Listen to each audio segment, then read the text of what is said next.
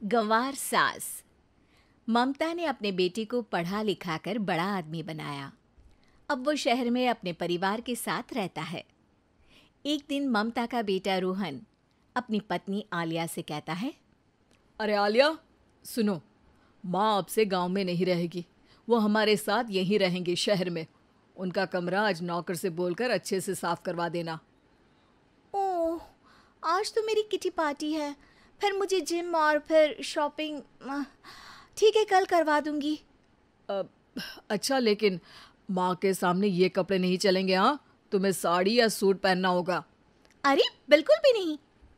मेरे mummy papa ने इतना पैसा लगाकर शादी इसलिए नहीं की थी कि मैं अपनी मर्जी के कपड़े पहन ओढ़ भी ना सकूं। अरे चलो, गुस्सा मत हो, लेकिन कुछ दिन तो माँ की खुशी के लिए कर सकती हो ना। लेकिन आलिया मानती नहीं। माँ आती है सिंपल सी साड़ी, झोला और चप्पल पहनकर। अरे रोहन, मैं इनके साथ कैसे रहूंगी? मेरी फ्रेंड्स क्या कहेंगी? ये तो पूरी गंवार लग रही है। आलिया, माँ गांव में रहती थी इसलिए ऐसी हैं। तुम आज ही माँ के साथ जाकर उनकी पसंद की शॉपिंग करवा देना। इनके साथ घर के अंदर रहना मुश्किल है, बाहर तो मैं कभी भी ना जाऊं। रोहन को आलिया पर गुस्सा आ जाता है। माँ, ओ माँ। हाँ बेटा। वो माँ को ले जाने के लिए उनका हाथ पकड़ता है कि अरे माँ, तेरे हाथ अभी तक इतने कड़े हैं, तूने इसका कोई इलाज नहीं किया? अरे बेटा, इसका कोई इलाज नहीं। वैसे भी मुझे कोई शर्म नहीं कि मेरे हाथ मुलायम नहीं है, क्योंकि इन्हीं हाथों से मेहनत कर मैंने तुझे बनाया है बेटा। अगले दिन। माँ, मैं ऑफिस जा रहा हूँ। कुछ लाना हो तो आलिया को बोलकर फ़ोन करवा देना। रोहन के जाने के बाद, आप ना आज कमरे में ही रहिएगा, घर में पार्टी है, मेरी सहेलियां आ रही हैं, मैं उन लोगों के सामने आपको नहीं ला सकती हूँ। ठीक है बहू, लेकिन तुम कहो तो मैं कुछ खाने को बना दूँ तुम लोगों की पार्टी के लिए। वो लोग सिर्फ कॉन्टिनेंटल या थाई फूड ही खाते हैं।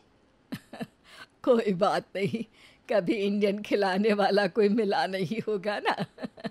मैं बनाकर कमरे में चली जाऊंगी। जैसे आपकी मर्जी। आलिया के घर उसकी दोस्त आती हैं, पार्टी होती है। अरे वाह आलिया, ये क्या है खाने में? बड़ा ही स्वादिष्ट है यार, इसकी रेसिपी मुझे चाहिए। हाँ, और ये दाल, ओ माय गॉड, मैंने तो किसी 5 स्टार में भी ऐसी दाल नहीं खाई है यार, तू कुक को यहाँ बुलाना। अब आलिया घबरा जाती है। हाँ हाँ हाँ, क्यों नहीं, माँ जी ज़रा बाहर आइए। आलिया की सास सिंपल सी साड़ी और गांव के अंदाज में आती है। अरे बहू, क्या हुआ? खाना पसंद नहीं आया क्या? बहू? अरे ये गांव से दिखने वाली औरत तुम्हें बहू क्यों बोल रही है? कौन है ये? वो हमारी नई नौकरानी है। सास बहू की बात सुनकर बहुत दुखी हो जाती है। वो सर झुकाकर जा ही रही होती है कि एक सहेली बोल पड़ती है। अरे कहाँ जा रही हैं माँ जी? वो उठकर उनके पैर छूती है। जीती रहो बेटा। क्या है ना, आपकी शक्ल बिल्कुल मेरी माँ जैसी है।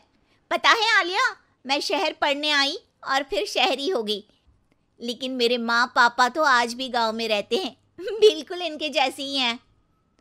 आप यहाँ बैठिए ना आंटी, आप सच में बड़ी खूबसूरत है और आपके हाथ का खाना तो लाजवाब है।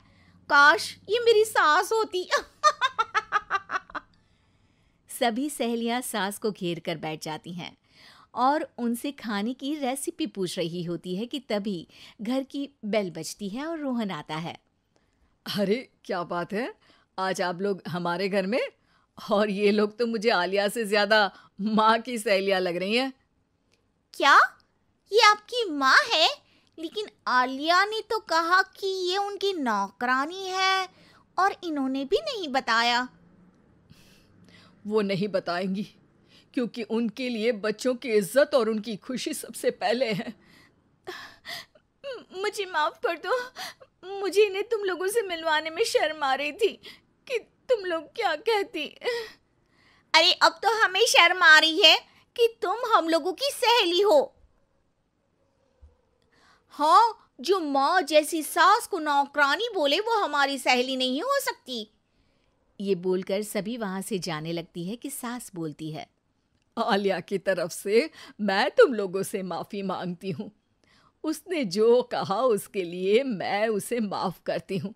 अब तुम लोग भी उसे माफ़ कर दो, क्योंकि अगर तुम लोगों ने उससे दोस्ती तोड़ी तो फिर मेरे हाथ का खाना कैसे खाओगी? नहीं नहीं आंटी, जरूर आएंगे, लेकिन अब आलिया की नहीं बल्कि आपकी सहेली बनकर।